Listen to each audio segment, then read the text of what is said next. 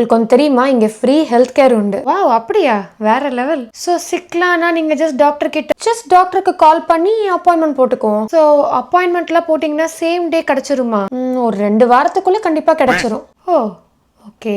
அப்போ அது வரைக்கும் ஜஸ்ட் பேராசிட்டமால் போட்டு நிறைய தண்ணி குடிச்சிட்டு ரெஸ்ட் எடுக்க வேண்டியது தான். ஓகே, பட் ஒருவேளை பிளட் டெஸ்ட் ஏதாச்சும் எடுக்கணும்னா அதுக்கெல்லாம் கண்டிப்பாக வெயிட் பண்ணணும். ஒருவேளை அன்னைக்கே எடுக்கணும்னா ஒரு சில வாரங்கள் வெயிட் பண்ணுற மாதிரி தான் இருக்கும். ஒருவேளை எக்ஸ்ரே மாதிரி ஏதாவது தேவைப்பட்டுச்சுன்னா அப்போ எம்ஆர்ஐலாம் ஒரு சில மாதங்கள். என்ன சொல்கிறீங்க நீங்கள்? ஏன் உங்கள் இடத்துலலாம் எப்படி ஒர்க் ஆகும்? ஸோ நாங்கள் ஜஸ்ட் டாக்டர்கிட்ட போவோம், அப்படியே பிளட் டெஸ்ட் எடுப்போம், எக்ஸ்ரேயும் எடுத்துருவோம், எம்ஆர்ஐ எல்லா டெஸ்ட்டும் எடுத்து முடிச்சிடுவோம்.